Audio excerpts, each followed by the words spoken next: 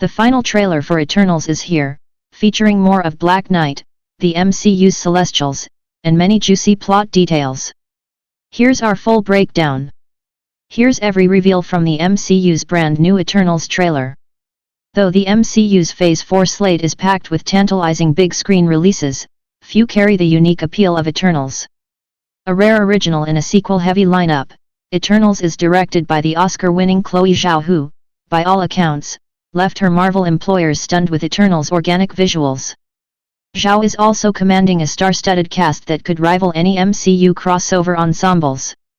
Richard Madden, Gemma Chan, Angelina Jolie, Kit Harington, Salma Hayek, Kumail Nanjiani, Don Lee, and more assemble to create the most impressive superhero team this side of the Avengers.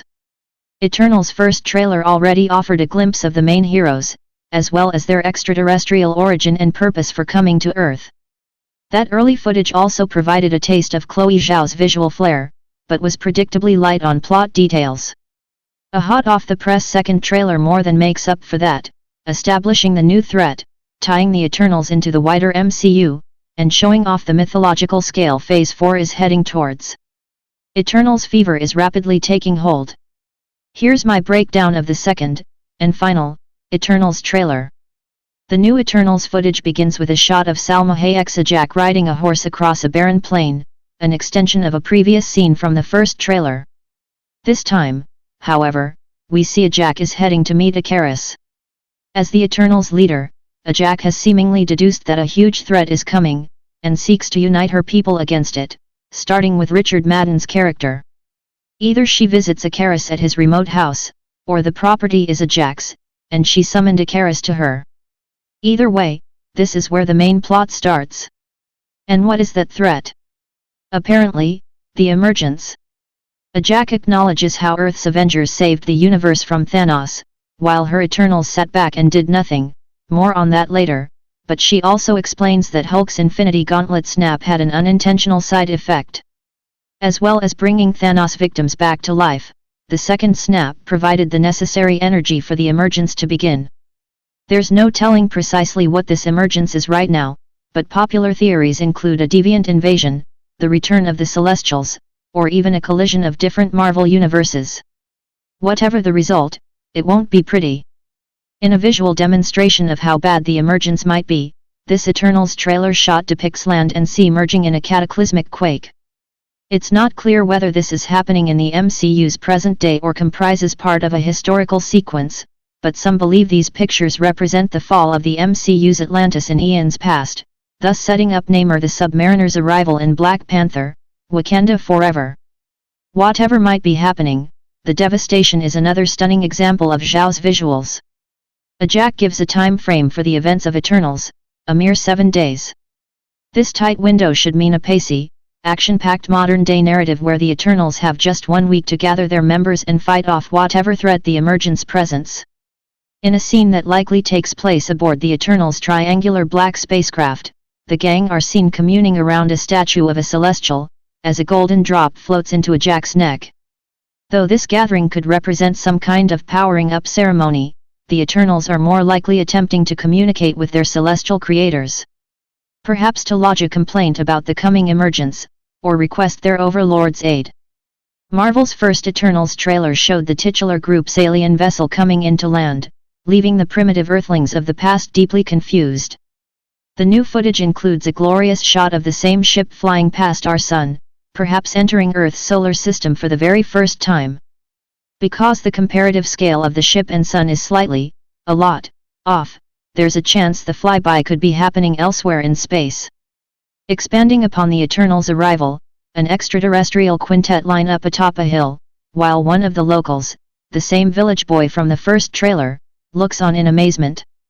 Not for the only time over the next 2 minutes, Ikaris is presented in a Superman-esque light as he slowly descends to the Earth, a mighty god from another world. Finally, the Deviants are here. In the Marvel Comics, Deviants are another celestial creation and the opposite of the godlike Eternals in almost every way. Many assumed the Deviants would be villains in the MCU Eternals movie, and the latest trailer confirms as much, giving an exciting first glimpse at these monstrous villains. The live-action deviants bear little resemblance to their comic counterparts, who were mutated humanoids rather than beasts, but the creatures are impressive regardless. As the name implies, different deviants have different mutations, some with wings, some tails, some fangs, etc. When a winged deviant emerges from the ocean, Icarus shows his fearsome strength by hovering in the air and shooting a blast of golden eye energy straight at the creature. There's more than a hint of Superman as Icarus heroically lasers his opponent, then charges through the sky to deliver a punch. Judging by the beach surroundings, this fight scene takes place when the Eternals first land on Earth, rather than during the modern-day timeline. Though Ajak is their overall chief, Icarus looks to be the hands-on general of the Eternals, as well as one of their strongest fighters. Moving into the MCU's present, the final Eternals trailer gives a closer look at Kit Harington's Dane Whitman, otherwise known as Black Knight. He's kindly taken Gemma Chan's Sersi to a local laundromat, the perfect setting to ask why her race of all-powerful aliens didn't bother to help the Avengers fight Thanos, or prevent the many wars throughout human history. Sersi looks ashamed by her people's negligence, and we know that Eternals creates a love triangle between herself, Black Knight and Icarus, the seeds of which are being sown here. Harington's question also confirms that choosing whether to honor their oath or protect mankind will be a recurring dilemma for the Eternals. Another history sequence shows a soldier on horseback attacking civilians, and is taken from the first Eternals trailer released earlier this year. An unseen shot then reveals a mystery figure shrouded in darkness and facing away from camera, watching the fiery chaos unfold below. Though their identity isn't clear, most likely Kumail Nanjiani's King O or Icarus, this image shows an Eternal powerless to stop a human conflict, demonstrating their oath of non-interference in the most hard-hitting way. When Sersi confirms to Black Knight that the Eternals are prevented from interfering in human history by their creators, the Celestials, the trailer kicks into full-on epic mode by revealing a giant Celestial in all its glory, looming menacingly over Sersi. There's a visual similarity to Eson the Searcher, an MCU Celestial introduced previously in Guardians of the Galaxy, but this entity is more likely Arishem the Judge, the red-colored leader of the Celestials, whose design has been altered from the comics. Sersi's meeting with Arishem could link up to the trailer's earlier shot, where the Eternals were communing around a celestial statue on their ship. Faced with the sudden coming of the emergence, Icarus confirms the Eternals' mission, for the first half of their solo movie, at least. Richard Madden's character is charged with bringing together his fellow aliens, who all separated many years prior. Can they put personal differences aside to protect something each of them loves? Who he's talking to in this scene isn't clear, but since it's not the Prairie House, Sersi is the most likely candidate, since she's present by Icarus' side in every subsequent scene. First on Icarus' list, in the trailer, anyway, is Druig, played by Barry Keoghan, who's in command of a forest cult when the Eternals arrive to enlist the Mind Controller's aid. This shot was included in Eternals' earlier trailer, but Druig is soon followed by Leah McHugh's Sprite, whose primary ability is casting illusions. She's drawing a dagger in the shot. Since she doesn't exactly need it, the blade is probably symbolic.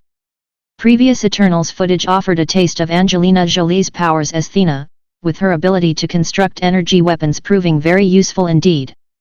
She's the fifth recruit after Icarus, Sersi, Sprite, King O and Don Lee's Gilgamesh, but doesn't react well to the family reunion, whacking Gilgamesh with an energy spear while King O waves awkwardly in the background. Aside from Thena being irked by the sight of her fellow Eternals, the biggest takeaway from this scene is Gilgamesh. Effortlessly blocking Thena's attack with a single arm demonstrates his immense power, even among the Eternals, and it's also interesting that Gilgamesh approaches Thena while Icarus hangs back, teasing a special relationship between Don Lee and Angelina Jolie's characters. After another shot of the emergence's impending devastation, this time a crackling volcano, Sprite comments on having a front row seat to the end of the world, displaying the young character's sparkling wit. Sprite then materializes alongside the other Eternals in a desert, all looking super cool in matching sunglasses. Their materialization could be an extension of Sprite's illusion powers, using visual trickery to render herself and others invisible. Despite the end of the world being very, very nigh, the MCU still finds time for gags, as Brian Tyree Henry's Phastos informs one of his Eternals kin that sarcasm has never saved the world. That's a matter of opinion, but this scene also shows Druig alongside Lauren Ridloff's Macquarie, whose main power is super speed.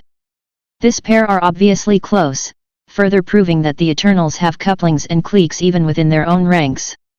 Following on from the aforementioned sunglasses scene, Phastos leads the Eternals to a site where a handheld device raises the black spacecraft everyone arrived in. This moment seems to slot in after Ikaris gathers most of the team.